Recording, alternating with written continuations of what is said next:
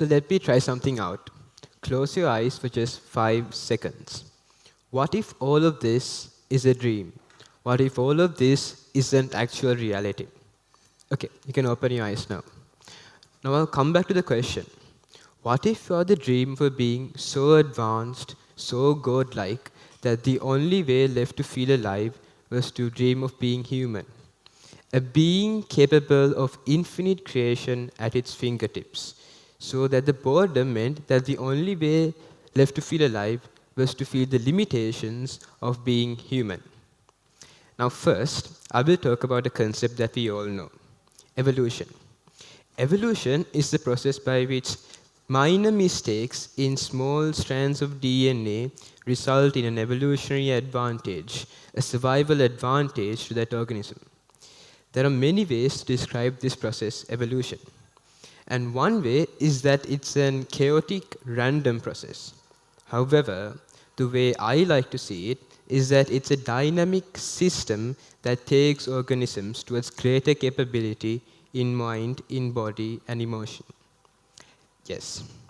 Now, evolution has been unfolding itself for nearly 4 billion years, from the last universal common ancestor, that is the first spark of biology, to the miraculous human being sitting in front of me today. Evolution is solely responsible for color vision, the ability to imagine, and all the human creations that we have today. So the way I like to see evolution is that it's an art of imperfection, similar to the Japanese concept of wabi-sabi, which shows the beauty of imperfection. Now, I'll take you back to the last few hundred years. I see a trend in humanity. The requirements for the physical capabilities has degraded, and the requirements for intellectual capability has grown exponentially. So you go from Hercules to Einstein. Just like that, as a holistic trend, the requirements for intellectual capability will keep on growing. So here's the big idea. The big idea is that the next revolutionary frontier in human evolution is one that goes inwards. It's not anymore about the body, but it's about the mind. So this requires a collective effort. This revolution requires us to use several tools. Now, one of those tools is neuroplasticity. Neuroplasticity has shown that our brains actually evolve within lifetimes.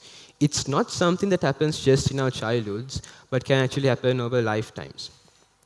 And neuroplasticity shows that, for example, mathematicians who spend the majority of their time solving complex mathematical problems actually strengthen certain neural pathways than normal people.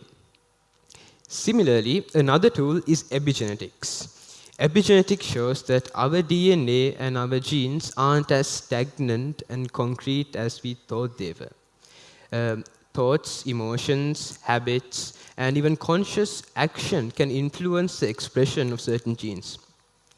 Thus, this opens the door for limitless possibilities, such as healing even genetic diseases.